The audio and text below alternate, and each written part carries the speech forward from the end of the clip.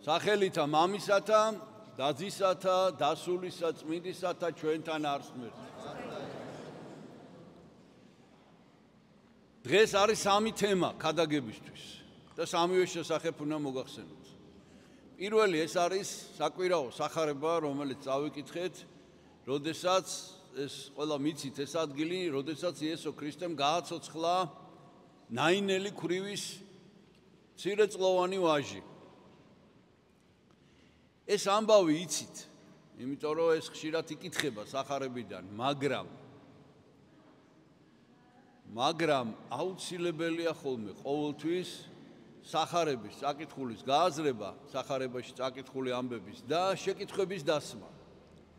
მაგალითად, მე ხა ჩემ თავზე მოგახსენებთ, არასოდეს დამისვამს კითხვა სამწუხაროდ, თუ რა ბედი ეწია ამ ვაჟს. წარმოიდგინეთ, ასეთი ტრაგედიაა ეს დედის ერთა პატარა ბიჭი დაახლოებით მე როგორც გამოთვალეთ 10-11 წლის, 12 წლის მაქსიმუმ და ესე იგი ეს ბავშვი გარდაიცვალა. და მთელი ქალაქი მოაცილებს, ქალაქის გარეთ ასაფლავებდნენ ხოლმე, ადრე ესეთი წესი იყო და ნაინი არის პატარა ქალაქი და აი აქედან მოდის ეს პროცესია, მთელი ქალაქი მოყვება ამ საშინელ ტრაგედიას იზიარებენ ამ დედის. და როდესაც იესომ ეს გაიგო და დაინახა და უფრო სწორედ რა თქმა უნდა წინასწარ იცოდა და იმიტომ მოხვდა ზუსტად იმ ადგილას ქალაქ ნაინში.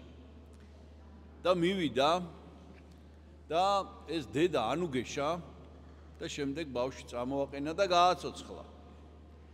არ გაგონილა ესეთი რამე არსმენილა და აი ესეთი საოცარი რაღაცა მოხდა, თუმცა იესოს კი ყავდა უკვე გაცოცხლებული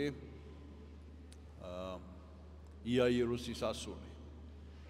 მაგრამ ამან საოცარი შთაბეჭდილება მოახდინა და წარმოიდგინეთ ეს ბავშვი წამოდგა და აი შეკითხვა. აი ასეთ რამეს რო ეს ბავშვი შეესწრო.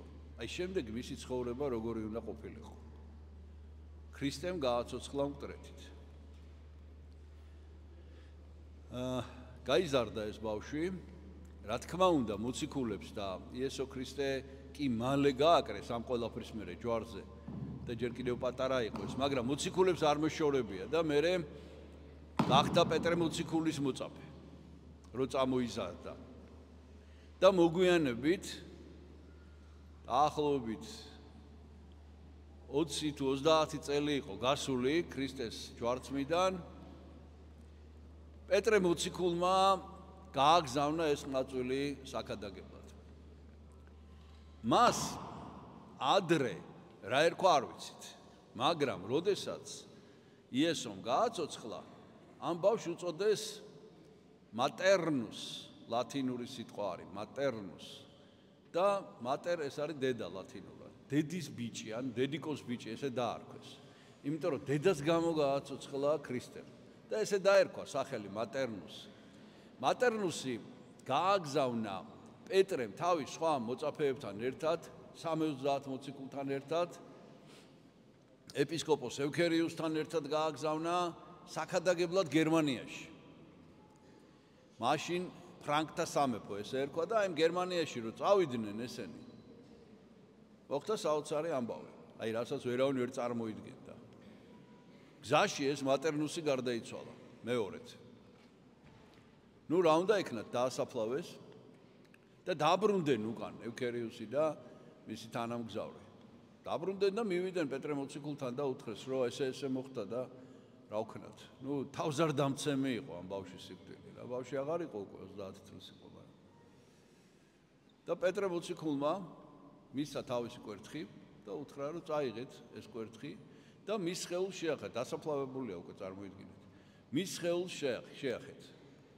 და მართლაც ესე გააკეთეს, წავიდნენ და გათხარეს საფლავი, 40 დღე არ იყო ჯერ გასული, გათხარეს საფლავი, შეახეს პეტრე მოციქულის კვერთხი, ეს იყო ქალაქ ტრირთან, ტრიერი, დღეს ესე ქვია, ტრირი, გერმანიის ქალაქია და გათხარეს მისი საფლავი, შეახეს და გაცოცხლდა ეს. ანუ ეს მეორეჯერ გაცოცხლდა, წარმოიდგინეთ. საოცარი ამბავი. ისეთი შთაბეჭდილება მოახდინა, ეთყობა ეს ღვთის განგებით იყო. ისეთი შთაბეჭდილება მოახდინა აი ამ მხარეში, ამ წარმართ მოსახლეობაზე, რომ ძალიან დიდი სისწრაფით ძალიან ჩქარა დაიწყეს ამათმა მონათლა და აი მოციქულმა ევქარიუსმა ესე იგი მონათლა ესენი ყველანი და ტრირში დაარსა საეპისკოპოსო კათედრა. ამან გააგრძელა მატერინუსმა ქადაგება და მერე ეს აკურთხეს ეპისკოპოსად, კეულნში დაარსა საეპისკოპოსო კათედრა და კიდე ბელგიაში. და დღეს მოიხსენება როგორც ტრირის, კეულნის და აი ბელგიის ეპისკოპოსი. აი ეს იყო წმინდა მატერინუსის შესახებ ნაინელი ქვრივის. მეორე ამბავი, რაც უნდა მოგიყვეთ, ეს ეხება უკვე თომა მოციქულს. თომა მოციქულთან დაკავშირებით ორი მთავარი ამბავია, იმიტომ რომ ორჯერ არის მისი ხსენება. ერთხელ არის მისი ხსენება თომას კვირა, ესე ეწოდება აღდგომის განახლება, აღდგომის წორზე და მეორე არის დღეს, მისი გარდაცვალების დღე არის დღეს. დღეს ჩვენ წავიკითხეთ სახარებიდან ის ადგილი, სადაც თომამ იესო ქრისტეს ჭრილობებს ხელი შეახო. და აი კიდევ ერთი შეკითხვა, რომელიც აუცილებლად უნდა დასვათ. აი უნდა ესე მიუდგეთ სახარებას, რომ ყველა კითხვა უნდა დაისვას. რატო ეწოდება თომას ურწმუნო? აი რა განსაკუთრებული სახელია ეს. როგორ არის ერთი თომა ურწმუნო როგორ იყო? თომა მოციქულს, როდესაც ვახსენებთ, პირველი რაც გვახსენდება მასზე ეს არის, როდესაც სანამ ლაზარეს აღადგინებდა იესო და რო თქვა რომ უნდა წავიდეთ ბეთანიაში და აღვადგინოთ ლაზარე, თქვენს მოციქულებმა უთხრეს რომ მოკლავენ შენ იქ ხოდ მოსაკლავად გეძებენ და თომამ თქვა წავიდეთ და მოვკვდეთ მასთან ერთად. აი ეს არის თომა და როგორ შეიძლება თომას ეწოდოს ურწმუნო? კი არა და უფრო გამძაფრება შეიძლება ამ კითხვის. რომელიმე მოციქულს წამდა რომ ქრისტე აღდგა? ოღონდ ნახეთ კითხვა ცოტა სხვანაირად უნდა დაისვას ალბათ. არ წამდათ, მოციქულებმა ნახეს. ერთი არის რომ გჯერა უხილავის. და მეორე არის რომ შენი თვალით ხედავ. რასაც შენი თვალით ხედავ, ის ხო არ გწამს, იმას ხედავ. მოციქულებმა ნახეს. კუდრეთით აღდგარი უფალი და უთხრეს თომას, რომ აღდგა და თომამ უთხრა არ მჯერა. რატო უთხრა ეს არ მჯერა? ეს არის ძალიან მნიშვნელოვანი, ეს ყველამ უნდა ვიცოდეთ. იმიტომ უთხრა თომამ არ მჯერა, რომ მას უნდოდა რომ ენახა. როგორც სხვა მოციქულებმა, იმიტომ რომ თომა მოციქული იყო 12-თაგანი. და როდესაც მას კითხავდნენ შემდეგ ქადაგების დროს, რომ რა იცი რომ აღდგა, ის ეთქოდა რომ მე მჯერა რომ აღდგა, იმიტომ რომ მოციქულებმა ასე მითხრეს და მე დავიჯერე. ეს არ იყო თომასთვის საკმარისი. ანუ ჩვენ როდესაც შეგვიძლია დავწმუნდეთ უშუალოდ, არ არის აუცილებლად უნდა გავაკეთოთ ეს. და თომამ თქვა, მე უნდა შევახო მის ჭრილობებს ხელი. ანუ რა თქვა, ნახეთ, მე არა მარტო უნდა გავიგონო თქვენგან რომ აღდგა. და არა მარტო დავინახოთ ჩემი თვალით, იმიტომ რომ მე მაქვს ამის უფლება, მე მოციქული ვარ. არამედ უნდა ხელი შევახო მის ჭრილობებს და ამისი უფლებაც მაქვს. და ამიტომ, როდესაც იესო მეორეჯერ გამოეცხადა მოციქულებს, უთხრა თომას, მოდი და შეახე ხელი ჩემს ჭრილობებს და ნუ იქნები ურწმუნო. ანუ ამ შემთხვევაში ურწმუნო კი არ ნიშნავს იმას, რომ არ ჯერა. არა. ამ შემთხვევაში ნიშნავს იმას, რომ კი ნუ გჯერა, არამედ ნახე. შეახე ხელი ჩემს ჭრილობებს და მართლაც თომამ უთხრა და პირველმა სხვათა შორის მოციქულთა შორის აღიარა უფალი ჩემი და ღმერთი ჩემი. და ბოლოს მინდა კიდევ ერთი თემა არის ძალიან მნიშვნელოვანი, სახარებაში წერია თომა, რომელი იყო მარჯბივი.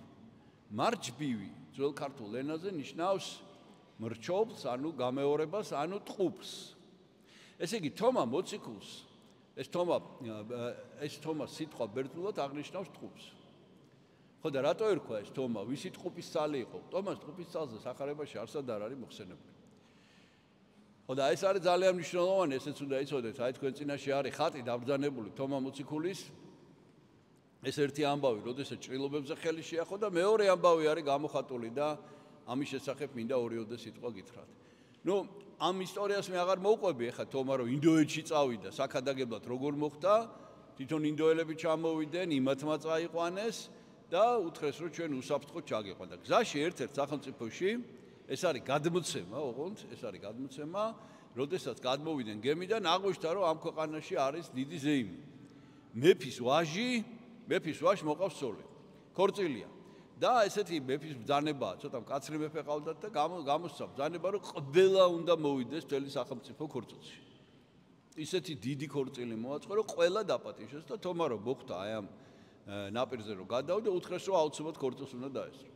მივიდა თომა და შემდეგ როგორც ჩანს მეფეს უთხრეს, რომ აი ესეთი წარჩინებული პიროვნება არის ჩამოსული, რომელიც არის ცნობილი არქიტექტორი, რომელიც ვიყავთ ინდოეთში, რომ სასახლე ააშენოს და ეს ესწრება დღეს სუფრას და მეფემ დაიბარა, თხოვა რომ თომა მოსულიყო და უთხრა რომ ძალიან თხოვო თუ შეიძლება ჩემი შვილი და ჩემი რძალი დაულოცო. თომამ შეიყვანა, უთხრა რომ თუ შეიძლება ცალკე დაულოცაო და შეიყვანა რაღაც ოთახში და უთხრა რომ თქვენო უნდა აღთქმა დადოთო რომ აი ამ ქორწილის შემდეგ ერთმანეთს არ შეეხებითო და თქვენ ორივენი ქრისტეს საზლონი იქნებითო იმ ღმერთის რომელსაც მე ვქადაგებ.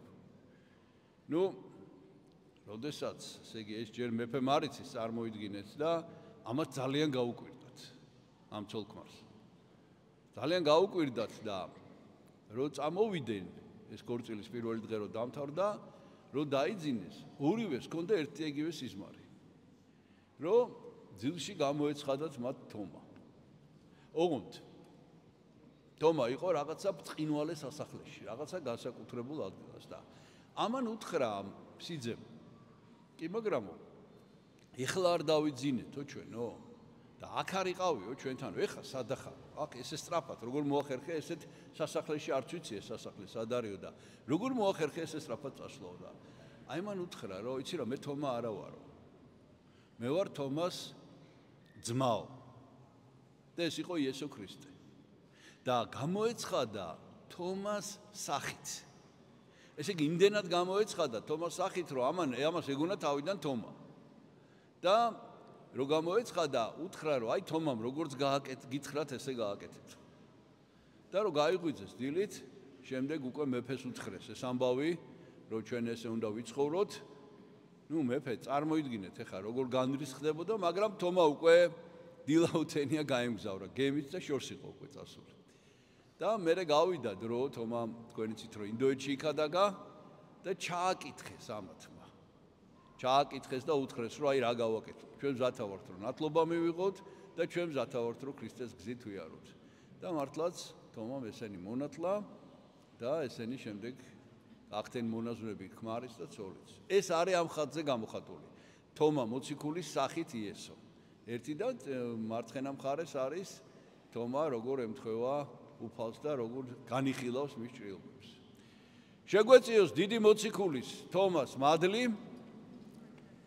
ეს არის წარმოუდგენელი ჩვენ კარგად არ გვესმის რას ნიშნავს რომ აქ სიონის ტაძარში თომა მოციქულის თავის ქალა ინახება რომელსაც შეგიძლია შეეხეთ და დალოცვათ ხოვეთ ღმერთმა დაგლოცოთ ღმერთმა დალოცოს და დიდხანს გვითგეგრძელოს ჩვენი პატრიარქი ჩვენ ლოცულობთ სულ რაღაც 2 წელი დარჩა ნაკლები 2 წელიწადზე ნაკლები რომ აღვნიშნოთ მისი პატრიარქობის 50 წლის იუბილე რომელიც არის სრულიად უნიკალური მოვლენა მთელ მსოფლიოში მსოფლიო ეკლესიის ისტორიაში არ ყოფილა ასეთი შემთხვევა რომ პირველი იერარქი პატრიარქი 50 წელი ყოფილიყოს საპატრიარქო ტახტზე და ჩვენ ვკითხულობთ ამისთვის 100-ე ფსალმოს და ყველას გთხოვთ ყოველდღე წაიკითხოთ ცოტა გადაგვჭა და მალე მასთან ერთად ვიდღესასწაულებთ ამ ბრწყინვალე დღეს ჩვენთან არს ღმერთი. ასეთ გესაუბრეთ. ძალიან საინტერესო ამბავი. რაც ახლა მე თქვენ მოგიყევით, ეს მინდა ძალიან მოკლედ გითხრათ, ანუ ლექსად. და მინდა წაგიკითხოთ ჩვენი ცნობილი პოეტის კოტე კუბანეიშვილის ლექსი თომა მოციქულის შესახებ. აი რაც ვისაუბრეთ იმაზე როგორ წერს. გონებით უფლის რთულია წვდომა სანამ ირწმუნებ ჯერ უნდა ნახო როგორც ამბობდა ურწმუნო თომა ვინც მის ჭრილობებს ხელი შეახო რადგან ორგანოც ლოცვის გულია და ხორცით ჩვენი სავსეა ცოდვით ის ერთადერთი მოციქულია ვინც უფლის მადლი მიიღო ცოდნით თავის ცხოვრებით და გადაგებით მან დააგროვა მადლი იმხელა რომ ურწმუნობას ზლია გაგებით და ჭეშმარიტი ღმერთი იხილა ვინც დაუფასა ღვაწლი და შრომა და საკუთარ ძმად შერაცხა თომა მე თქვა დაგლოცო და რა დაისა